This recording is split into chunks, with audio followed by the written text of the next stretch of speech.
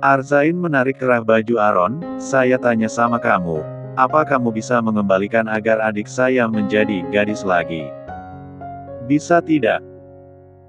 Jangan sok menjadi orang yang terzalimi padahal kamu sendiri yang sudah mengkhianati adik saya. Kalian berdua sudah bercerai jadi kamu tidak bisa meminta hak apapun sama Lenzi. Kok ada ya laki-laki seperti kamu yang tidak punya malu ini? Arzain langsung mendorong Aaron hingga jatuh tersungkur di tanah. Aku kesini hanya meminta uang untuk membayar berobat ibu aku.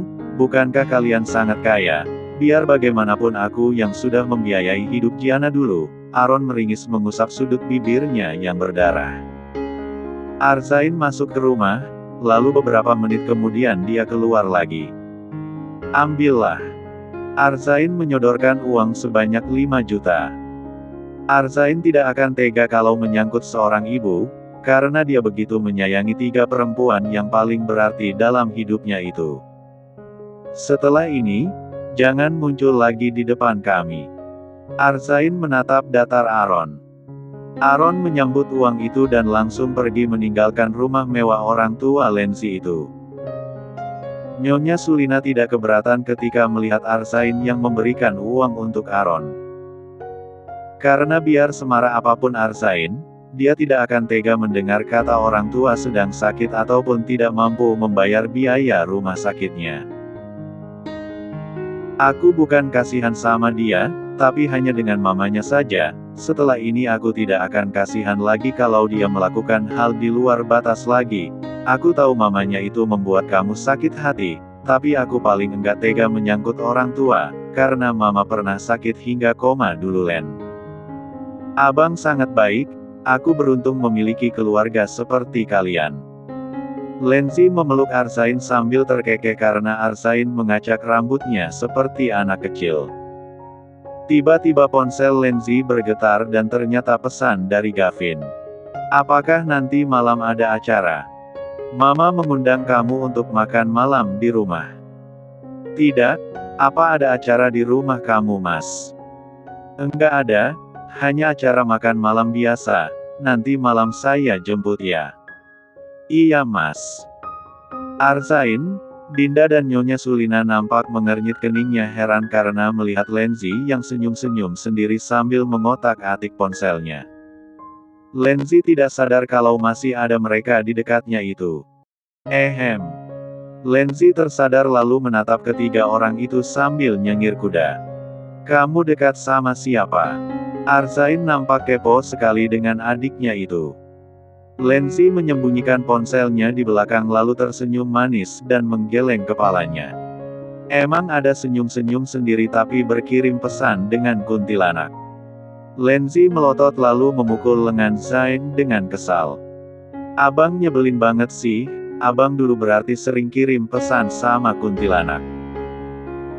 Kakak ipar jangan marah, maksud aku sebelum sama kakak pasti abang Zain kirim pesan sama Mbak Kunti, ledek Lenzi sambil tertawa lalu kabur ke atas menuju kamarnya.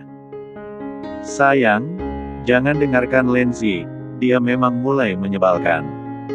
Kamu yang mulai duluan mas. Jawab Dinda terkekeh karena melihat muka masam suaminya. Nyonya Sulina hanya terkekeh melihat Zain dan Dinda yang berpelukan di depannya. Tadi papa dengar ada ribut di depan, ada apa? Kalau ada orang meninggal pun keburu dikubur pa, papa keluar rumah sebulan kemudian, papa ngapain di gazebo? Kasih makan burung peliharaan papa. Mereka kelaparan butuh makan.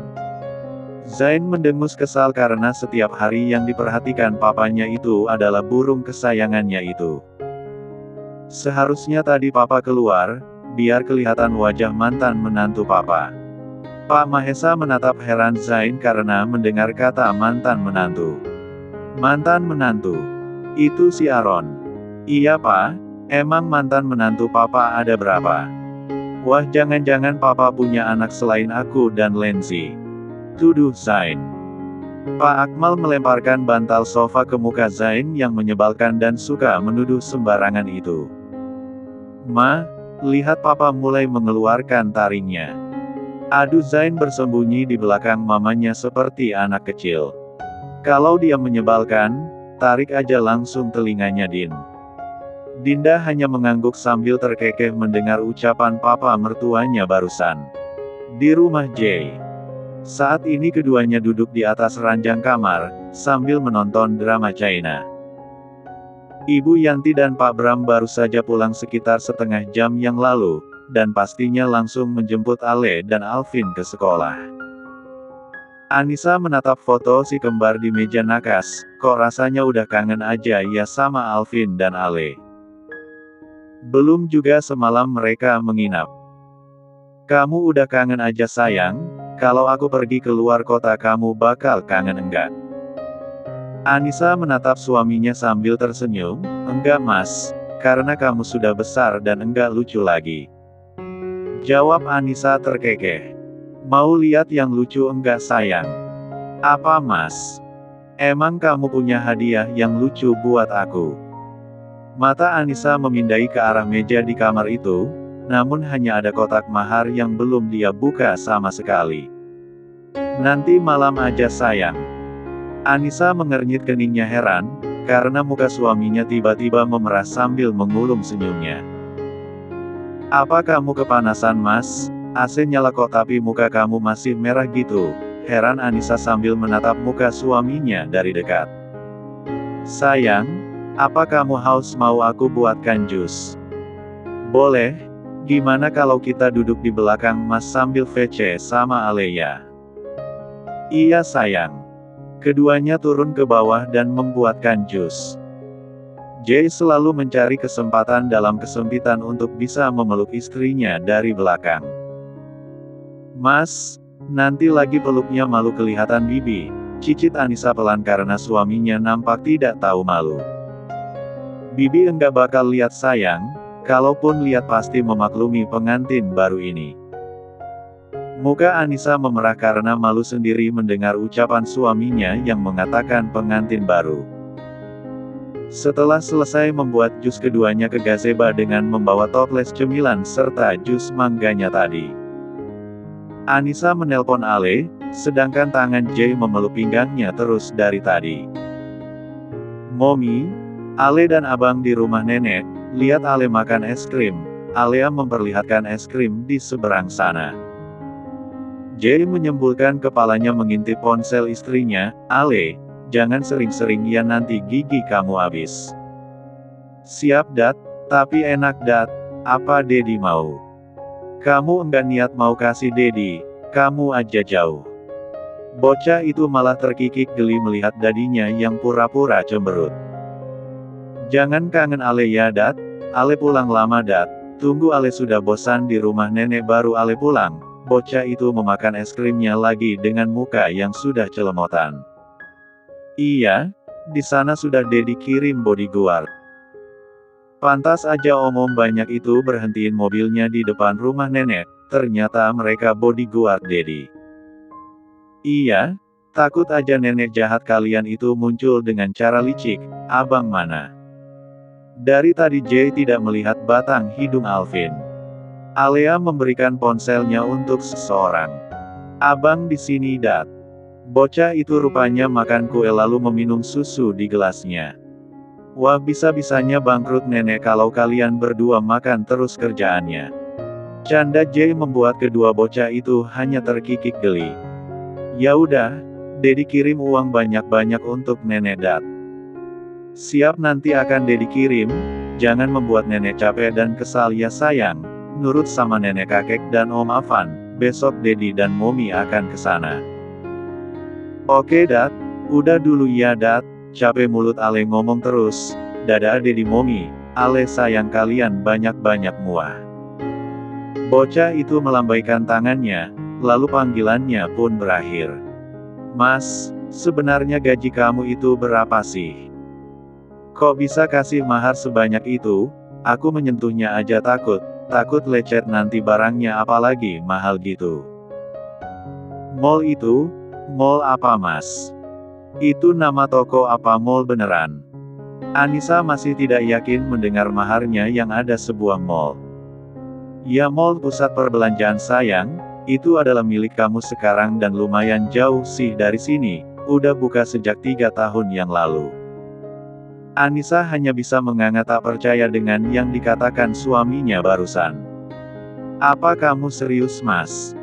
Memangnya kamu sangat kaya ya, Mas? Uang tabungan Alvin dan Alia waktu itu juga masih banyak sama aku, Mas. Simpan aja itu khusus punya Alia dan Alvin, punya kamu nanti khusus untuk kamu gunakan untuk membeli apapun.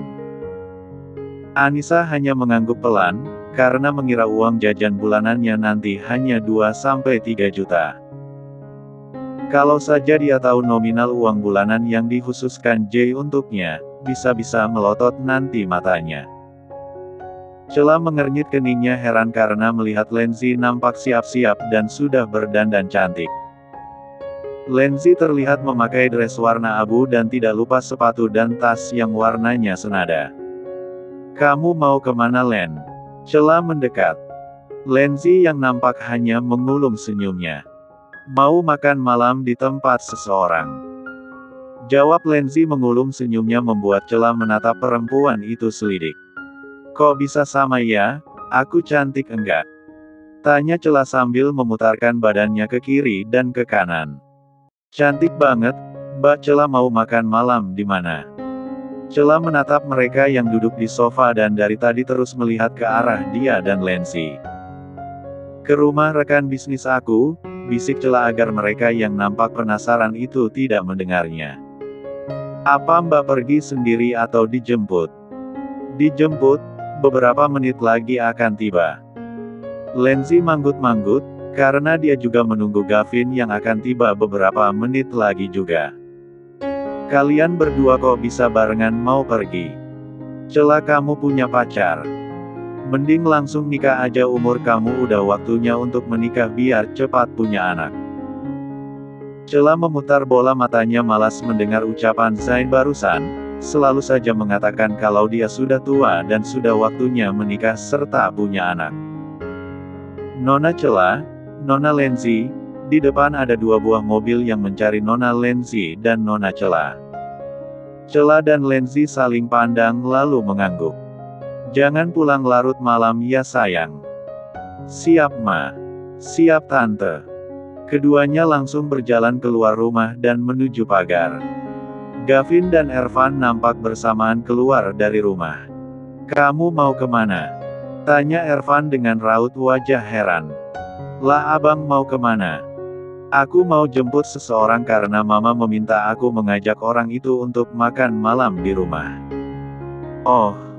Setelah itu mobil keduanya melaju menuju alamat tujuan. Abang ngapain sih ngikutin mobil aku segala? Apa dia kepo orang yang aku jemput?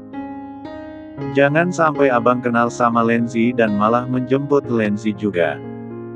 Gavin menambahkan kecepatan mobilnya dan melewati mobil Ervan dan tidak lama mobil Gavin pun sampai di tempat tujuan. Abang kok kesini juga? Terlihat Ervan menurunkan kaca mobilnya lalu berdecak kesal, karena melihat Gavin yang juga ke rumah itu untuk menjemput seseorang. Abang jemput siapa di rumah ini? Tanya Gavin heran. Rekan bisnis, kamu jemput siapa kok nyasar ke sini juga? Teman Sahra yang pernah aku ceritain itu bang. Tidak lama nampak Lenzi dan Cela muncul bersamaan membuat Gavin dan Ervan langsung tertegun. Namun Gavin tersadar dari lamunannya dan membukakan pintu mobil untuk Lenzi. Jay menyodorkan kado yang ada pitanya untuk Anissa, itu adalah kado dari Dinda namun belum dibuka.